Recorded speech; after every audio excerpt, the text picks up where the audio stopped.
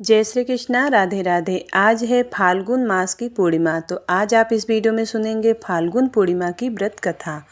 तो भगवान विष्णु और माता लक्ष्मी का ध्यान करते हुए इस पावन कथा का श्रवण करते हैं। हर साल बुराई पर अच्छाई की जीत की याद के रूप में फाल्गुन पूर्णिमा तिथि पर होलिका दहन किया जाता है एवं होली का यह पावन पर्व मनाया जाता है। फाल्गुन पूर्णिमा पर विष्णु भगवान एवं लक्ष्मी माता जी की पूजा व्रत आदि करने का जितना महत्व है उतना ही महत्व इस दिन फाल्गुन पूर्णिमा की पौराणिक कथा का पाठ करने का है।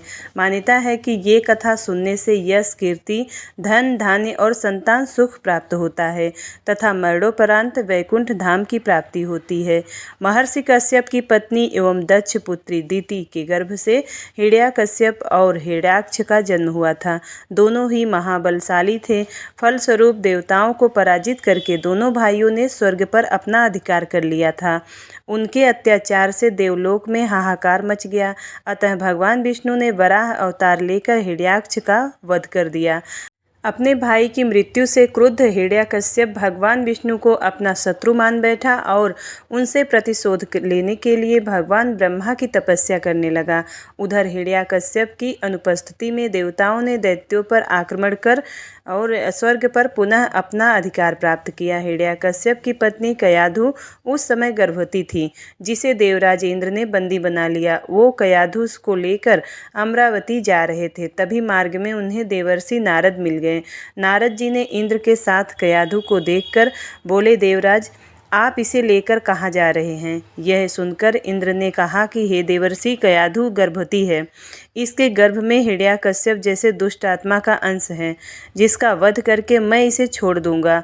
इस पर देवर्षि नारद बोले कि इसके गर्भ में तो श्री नारायण का परम भक्त है, अतः इसे छोड़ दो। इंद्र नारद मुनि की ये बात सुनकर देवराज ने कयाधु को छोड़ दिया।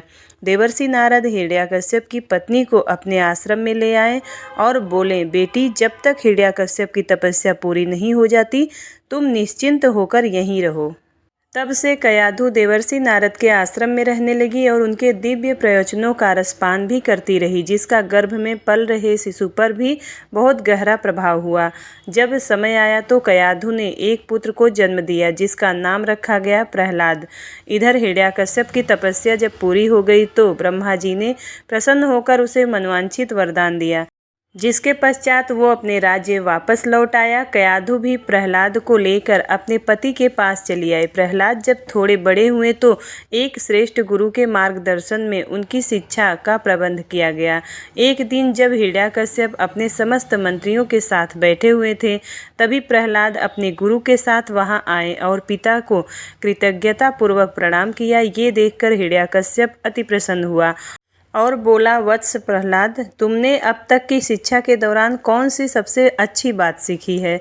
मुझे बताओ। ये सुनकर प्रहलाद ने कहा, पिताश्री, मैंने अब तक जो सबसे अच्छी बात सीखी है वो ये है कि जो आदि, मध्य और अंत से रहित अजन्मा है, इस जगत के पालनहार है, दीन दुखियों के स्वामी है, उन श्री हरि को मैं बारंबार प्रणाम करता हूँ। ये बात सुनकर हिरण्यकश्यप क्रोध से लाल हो उठा। उसने प्रहलाद के गुरु पर चीखते हुए कहा, अरे मूर्ख ब्राह्मण, तूने मेरे इस बालक को मेरे परम शत्रु का गुणगान करने की शिक्षा क्यों दी है? प्रहलाद के गुरु ने कहा, दैत्यराज, आप क्रोध त्याग दें। ये बातें मैंने आपके पुत्र को नहीं सिखाई। ये सुनकर हिरण्यकश्यप आश्चर्यचकित हो गया और बोला, पुत्र, बताओ ये तुम्हें उपदेश, ये शिक्षा किसने दी? प्रहलाद बोले, हृदय में स्थित भगवान विष्णु ही तो संपूर्ण संसार के उपदेशक हैं। उनके अतिरिक्त कोई किसी को कुछ नहीं सिखा सकता। ये सुनकर हिरण्यकश्यप क्रोध से पागल हो उठा और बोला, अरे मूर्ख, मेरे सामने ये विष्णु कौन है? तू क्यों बार बार उस दुष्ट का नाम ले रहा है? क्या तू इसका परिणाम जानता है? हिरण्यकश्यप ने प्रहलाद को बहुत समझाया, मृत्यु दंड का भय दिखाकर भी विष्णु भक्ति से दूर करना चाहा, परंतु प्रहलाद के मन में भगवान विष्णु के प्रति श्रद्धा तनिक भी कम ना हुई। इसके पश्चात क्रोधित हिरण्यकश्यप ने अपने सेवकों को आज्ञा दी कि इस दुरात्मा को मौत के घाट उतार दो। इस शत्रु प्रेमी से मुझे कोई लाभ नहीं है। यह कपूत तो अपने ही कुल का नाश कर देगा। दैत्यराज हिरण्यकश्यप की आज्ञा के अनुसार उसके सैनिकों ने प्रहलाद पर तरह तरह तरह के अत्याचार किए और उन्हें मारने का प्रयास किया, परंतु हरिकृपा के कारण वो सब प्रहलाद का बाल भी बांका करने में असमर्थ रहे। हिरण्यकश्यप यह सब देखकर बहुत क्रोधित हुआ। अंततः उसने अपनी बहन होलिका को आदेश दिया कि वो प्रहलाद को गोद में लेकर अग्नि में बैठ जाए, क्योंकि होलिका को यह वरदान प्राप्त था कि अग्नि से उससे कोई हानि नहीं होगी। अपने भ्राता का आदेश मानकर होलिका भक्त प्रहलाद को अपनी गोद में लेकर अग्नि में बैठ गई। उस समय प्रहलाद हाथ जोड़कर आंखें बंद कर निरंतर प्रभु ध्यान में मग्न रहे और नारायण नारायण का जाप करते रहे। हरि कृपा के फलस्वरूप प्रहलाद अग्नि में बैठकर भी सकुशल बच गए, किंतु होलिका उसी आग में जलकर भस्म हो गई। श्री हरि विष्णु की जय, माता लक्ष्मी की जय। अब सुनते हैं 32वीं पूर्णिमा की कथा। बोलिए कृष्ण भगवान की जय। द्वापर युग में एक समय की बात है, यशोदा जी श्री कृष्ण से कहा, हे कृष्ण, तुम सारे संसार के उत्पन्न करता, पोषण तथा उसके संहार करता हो। आज कोई ऐसा व्रत मुझसे कहो जिसके करने से मृत्यु लोक में स्त्रियां को विधवा होने का भय न रहे, तथा यह व्रत सभी मनुष्यों की मनोकामना पूर्ण करने वाला हो। श्री कृष्ण कहने लगे, हे माता, तुमने अति सुंदर प्रश्न किया है। मैं तुमसे ऐसे ही व्रत को सविस्तार कहता हूँ। सौभाग्य की प्राप्ति के लिए स्त्रियों को द्वात्रिशत अर्थात 32 पूर्णिमाओं का व्रत करना चाहिए। इस व्रत को करने से स्त्रियों को सौभाग्य और भगवान शंकर के प्रति मनुष्य मात्र की भक्ति को बढ़ाने वाला है। यशोदा जी कहने लगी, श्री कृष्ण, सर्वप्रथम इस व्रत को मृत्यु लोक में किसने किया था, इसके विषय में विस्तार पूर्वक मुझसे कहो। श्री कृष्ण जी ने कहने लगे कि इस भूमंडल पर एक अत्यंत प्रसिद्ध राजा चंद्रहास से पालित अनेक प्रकार के रत्नों से परिपूर्ण कातिका नाम की एक नगरी थी।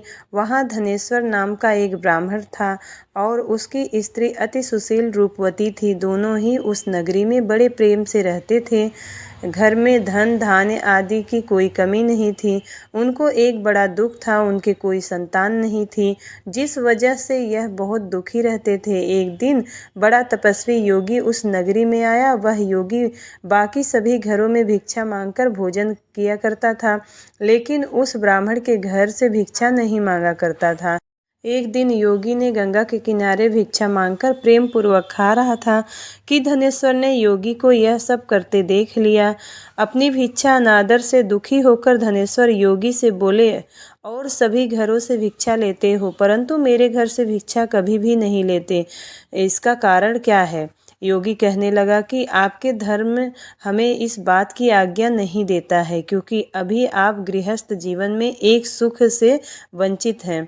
आपके घर संतान होने पर मैं आपके घर से भी भिक्षा स्वीकार कर लूँगा। उन्होंने कहा कि जिसे संतान नहीं है उसके घर से भिक्षा लेने से मेरे भी पतित हो जाने का भय है। धनेश्वर यह सब बात सुनकर बहुत दुखी हुआ और हाथ जोड़कर योगी के पैरों पर गिर पड़ा तथा दुखी मन से कहने लगा कि आप मुझे संतान प्राप्ति के उपाय बताएं। आप सर्वज्ञ हैं, मुझ पर अवश्य ही कृपा कीजिए। धन की मेरे घर में कोई कमी नहीं है, लेकिन संतान न होने के कारण अत्यंत दुखी हूँ। आप मेरे इस दुख का हरण कीजिए। यह सुनकर योगी कहने लगे, तुम चंडी की आराधना करो। घर पहुंचकर उन्होंने यह सारी बात अपनी पत्नी को बताई और खुद वन में चला गया। वन में पहुंचकर उसने चंडी की आराधना की और उपवास किया। चंडी ने 16 दिन उसको सपने में दर्शन दिए और कहा कि हे धनेश्वर, जा तेरे पुत्र होगा, लेकिन उसकी आयु सिर्फ 16 वर्ष की होगी। 16 वर्ष की आयु में ही उसकी मृत्यु हो जाएगी। अगर तुम दोनों स्त्री और पुरुष 32 पूर्णिमाओं को व्रत करोगे तो यह दीर्घायु हो जाएगा। जितनी तुम्हारी सामर्थ्य हो उतने आटे के दिए जलाकर शिव जी का पूजा करना, लेकिन पूर्णमासी 32 की होनी चाहिए। सुबह होते ही तुम्हें इस स्थान के पास एक आम का पेड़ दिखाई देगा, उस पर चढ़कर एक फल तोड़कर अपने घर चले जाना। अपनी स्त्री को इस बारे में बताना। सुबह स्नान करने के बाद वह स्वच्छ होकर शंकर जी का ध्यान करके उस फल को खा ले। तब शंकर भगवान की कृपा से उसको गर्भ हो जाएगा। जब ब्राह्मण सुबह उठा तो उसे उस स्थान पर आम का पेड़ दिखाई दिया और वह उससे फल तोड़ने को चढ़ा, लेकिन वह पेड़ पर चढ़ नहीं पा रहा था। यह देखकर उसे बड़ी चिंता हुई। उसने भगवान गणेश की उपासना की और कहा कि हे दयानिधे, अपने भक्तों के विघ्नों का नाश करके उनके मंगल कार्य को करने वाले, दुष्टों का नाश करने वाले, रिद्धि सिद्धि देने वाले, आप मुझे इतना बल दे कि मैं अपनी मनोकामना पूर्ण कर सकूं। इसके बाद वह पेड़ से फल तोड़कर अपनी पत्नी के पास पहुंचा। उसकी पत्नी ने अपने पति के कहे अनुसार इस फल को खा लिया और वह गर्भवती हो गई। देवी की कृपा से उसे बहुत सुंदर पुत्र पैदा हुआ। उसका नाम उन्होंने देवीदास रखा। माता पिता के हर्ष और शोक के साथ बालक बढ़ने लगा। भगवान की कृपा से बालक बहुत ही सुंदर था, सुशील और पढ़ाई लिखाई में भी बहुत निपुण था। दुर्गा जी के कथनानुसार उसकी माता ने 32 पूर्णमासी का व्रत रखा। जैसे ही 16वां वर्ष लगा तो दोनों पति पत्नी बहुत दुखी हुए, कहीं उनके पुत्र की मृत्यु न हो जाए। उन्होंने सोचा कि अगर उनके सामने यह सब कुछ हुआ तो वह कैसे देख पाएंगे। तभी उन्होंने देवीदास के मामा को बुलाया और 1 वर्ष के लिए देवीदास को काशी में पढ़ने के लिए भेज दिया। देवीदास अपने मामा के साथ एक घोड़े पर सवार होकर चल दिया। उसके मामा को भी यह बात पता नहीं थी। दोनों पति पत्नी से 32 पूर्णमासी का व्रत पूरा किया। दूसरी तरफ मामा और भांजा दोनों रात गुजारने के लिए रास्ते में एक गांव में रुके। उस दिन उस गांव में ब्राह्मण की कन्या का विवाह होने लगा था। जिस धर्मशाला में वह वर और बारात के बाकी लोग रुके थे, उसी धर्मशाला में देवीदास और उसका मामा ठहर गए। उधर कन्या को तेल आदि चढ़ने के बाद जब लगन का समय आया तो वर की तबीयत खराब हो गई। वर के पिता ने अपने परिवार वालों से विचार विमर्श करके कहा कि यह देवीदास मेरे पुत्र जैसा ही है, मैं इसके साथ लगन करा दूं और बाद में बाकी सारे काम मेरे बेटे के साथ पूरे हो जाएंगे। ऐसे कहने के बाद वर के पिता देवीदास को मांगने के लिए उसके मामा के पास गए और उन्हें सारी बात बताई। मामा ने कहा कि कन्यादान में जो कुछ भी मिलेगा वो हमें दे दिया जाए। वर के पिता ने स्वीकार कर लिया इस बात को। इसके बाद देवीदास का विवाह कन्या के साथ संपन्न हो गया। इसके बाद वह अपनी पत्नी के साथ भोजन न कर सका और मन में विचार करने लगा कि न जाने यह किसकी पत्नी होगी। यह सोचकर उसकी आंखों में आंसू आ गए। तब वधू ने पूछा कि क्या बात है, आप उदास क्यों हैं? तब कन्या कहने लगी कि यह ब्रह्म विवाद के विपरीत है। आप ही मेरे पति हैं, मैं आपकी ही पत्नी रहूंगी, किसी अन्य की कभी नहीं। तब देवीदास ने कहा, ऐसा मत करिए क्योंकि मेरी आयु बहुत कम है, मेरे बाद आपका क्या होगा। लेकिन उसकी पत्नी नहीं मानी और बोली, स्वामी आप भोजन कीजिए। दोनों रात में सोने के लिए चले गए। सुबह देवीदास ने पत्नी को 4 नगों से जड़ी एक अंगूठी दी और एक रुमाल दिया और बोला कि हे प्रिय, इसे ले लो, संकेत समझकर स्थिर चित्त हो जाओ और मेरे मरण और जीवन जानने के लिए एक पुष्प वाटिका बना लो। उसमें सुगंधी वाली एक नव मल्लिका लगा लो। उसको प्रतिदिन जल से सींचा करें और आनंद के साथ खेलो कूदो। जिस समय जिस दिन मेरा प्राणांत होगा उस दिन यह फूल सूख जाएगा। जब यह फिर से हरे हो जाए तो जान लेना कि मैं जीवित हूँ। यह समझाकर वहाँ से चला गया। इसके बाद जब वह वर और बाकी बारात मंडप में आए तो कन्या ने उसे देखकर कहा कि ये मेरा पति नहीं है, मेरे पति वह है जिसके साथ रात में विवाह हुआ है, इसके साथ मेरा विवाह नहीं हुआ है। अगर यह वही है तो यह बताए कि मैंने इसके क्या दिया है और साथ ही कन्यादान के समय को आभूषण मिले उन्हें दिखाएं। कन्या की ये सारी बातें सुनकर वह कहने लगा कि मैं यह सब नहीं जानता। इसके बाद सारी बारात अपने घर पर लौट गई। भगवान श्री कृष्ण बोले कि हे माता, इस प्रकार देवीदास काशी चला गया। कुछ समय जब बीत गया तो एक सर्प उसको डसने के लिए आया, लेकिन वह उसको काट नहीं पाया क्योंकि उसकी माता ने पहले ही 32 पूर्णिमा का व्रत कर लिया था। इसके बाद खुद काल वहाँ पहुँचा। भगवान की कृपा से वहाँ माता पार्वती और गणेश भगवान आ गए। देवीदास को मूर्छित दशा में देखकर माता पार्वती ने भगवान शिव से प्रार्थना की कि महाराज, इस बालक की माता ने तो पहले ही 32 पूर्णिमा के व्रत कर लिए हैं, आप इसको प्राण दें। भगवान शिव ने माता पार्वती के कहने पर उसे प्राण दान दे दिया। इधर उसकी पत्नी उसके काल की प्रतीक्षा कर रही थी। उसकी पत्नी ने जाकर देखा कि पुष्प और पत्र दोनों ही नहीं हैं, तो उसको बहुत आश्चर्य हुआ। और जब उसने देखा कि पुष्प वाटिका फिर से हरी भरी हो गई, तो वह समझ गई कि उसका पति जिंदा हो गया है। इसके बाद वह बहुत ही प्रसन्न होकर अपने पिता से कहने लगी कि मेरे पति जीवित हैं, उनको ढूंढिए। जब 16वां वर्ष व्यतीत हो गया तब देवीदास भी अपने मामा के साथ काशी चल दिया। इधर उसकी पत्नी के परिवार वाले उन्हें ढूंढने के लिए जा ही रहे थे कि उन्होंने देखा कि देवीदास और उसका मामा उधर ही आ रहे थे। उसको देखकर उनके ससुर बहुत प्रसन्न हुए और उसे घर ले आए। वहाँ सारा वगर इकट्ठा हो गया और कन्या ने भी उसे पहचान लिया। देवीदास ने इसके बाद अपनी पत्नी और मामा को लेकर वहाँ से चल दिया। उसके ससुर ने भी उसे धन दहेज दिया। जब वह अपने घर की तरफ चल रहा था तो उसके माता पिता को लोगों ने खबर कर दी, तुम्हारा पुत्र देवीदास अपनी पत्नी और मामा के साथ आ रहा है। ऐसा समाचार सुनकर पहले तो उन्हें विश्वास नहीं हुआ, लेकिन जब देवीदास आया तो उसने अपने माता पिता के पैर छुए तो देवीदास के माता पिता ने उनका माथा चूमा और दोनों को अपने सीने से लगा लिया। दोनों के आने की खुशी में धनेश्वर ने बहुत दान दक्षिणा ब्राह्मणों को दी। श्री कृष्ण जी कहने लगे कि इस तरह धनेश्वर को 32 पूर्णिमा के व्रत के प्रभाव से संतान प्राप्त हुई।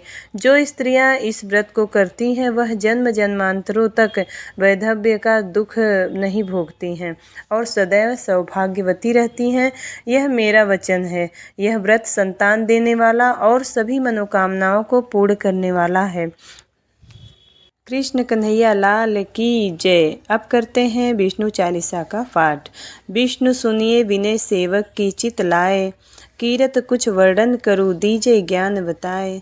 नमो विष्णु भगवान खरारी, कष्ट न सावन अखिल बिहारी। प्रबल जगत में शक्ति तुम्हारी, त्रिभुवन फैल रही उजियारी। सुंदर रूप मनोहर सूरत, सरल स्वभाव मोहनी मूरत। तन पर पीताम्बर अति सोहत, बैजंती माला मनमोहत। शंख चक्र कर गदा विराजे, देखत दैत्य असुर दल भाजे। सत्य धर्म मद लोभ न गाजे, काम क्रोध मद लोभ न छाजे।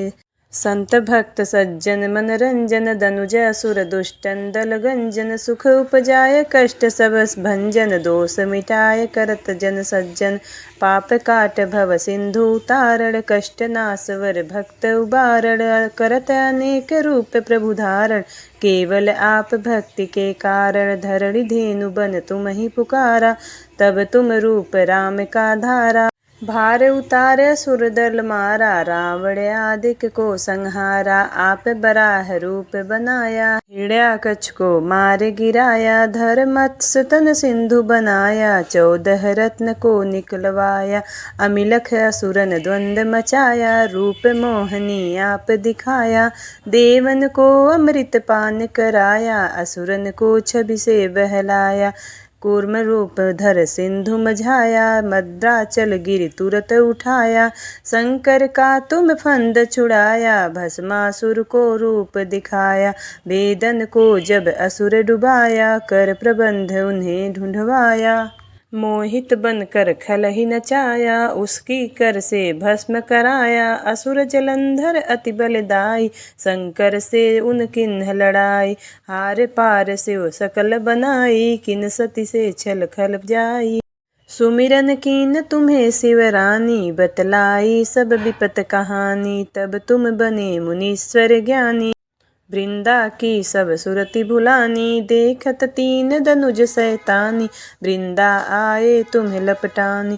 हो स्पर्श धर्म क्षतिमानी, हना असुर उर शिव सैतानी। तुमने ध्रुव प्रहलाद उबारे, हिरण्याकुश को आदिक खल मारे। गाड़िका और अजामिल तारे, बहुत भक्त भव सिंधु तारे।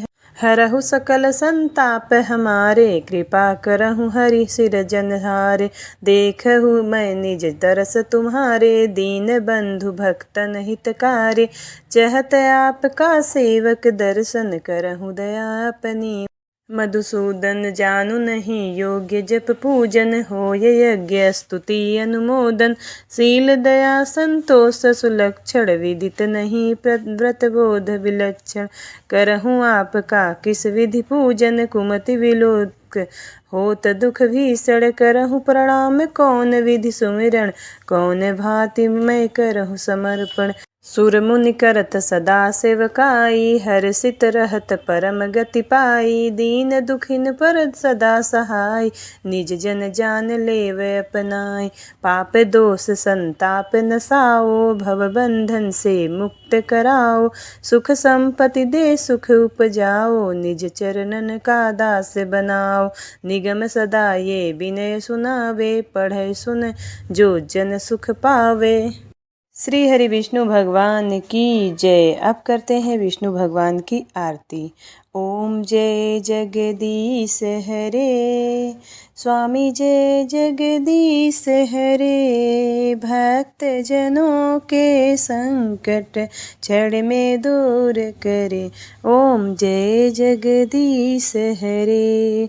जो ध्यावे फल पावे, दुख बिन से मन का। सुख संपत्ति घर आवे, कष्ट मिटे तन का। ओम जय जगदीश हरे। मात पिता तुम मेरे, शरण गहूँ मैं किसकी। तुम बिन और न दूजा, आस करूँ मैं किसकी। ओम जय जगदीश हरे। तुम पूर्ण परमात्मा, तुम अंतर्यामी। प्रभु ब्रह्म परमेश्वर, तुम सबके स्वामी। ओम जय जगदीश हरे। तुम करुणा के सागर, तुम पालन करता प्रभु। मैं मूर्ख खल कामी, कृपा करो भरता। ओम जय जगदीश हरे। तुम हो एक अगोचर, सबके प्राणपति। किस विधि मिलूं दयामय, तुमको मैं कुमति। ओम जय जगदीश हरे। दीन बंधु दुख हरता, तुम रक्षक मेरे। अपने हाथ उठाऊं, द्वार पड़ा तेरे। ओम जय जगदीश हरे। तन मन धन सब कुछ है तेरा, प्रभु तेरा तुमको अर्पण। क्या लागे है मेरा, ओम जय जगदीश हरे। विषय विकार मिटाओ, पाप हरो देवा। श्रद्धा भक्ति बढ़ाओ, संतन की सेवा। ओम जय जगदीश हरे। श्री जगदीश्वर जी की आरती जो कोई जन गावे। कहत शिवानंद स्वामी, मन वांछित फल पावे। ओम जय जगदीश हरे। ओम जय जगदीश हरे। प्रेम से बोलिए विष्णु भगवान की जय, माता लक्ष्मी की जय। उम्मीद करती हूँ वीडियो आपको पसंद आया होगा। यदि वीडियो पसंद आता है तो एक लाइक ज़रूर करिएगा और चैनल पे नए हो तो सब्सक्राइब ज़रूर करिएगा। मिलती हूँ अगली वीडियो में, तब तक के लिए राधे राधे, जय श्री कृष्णा।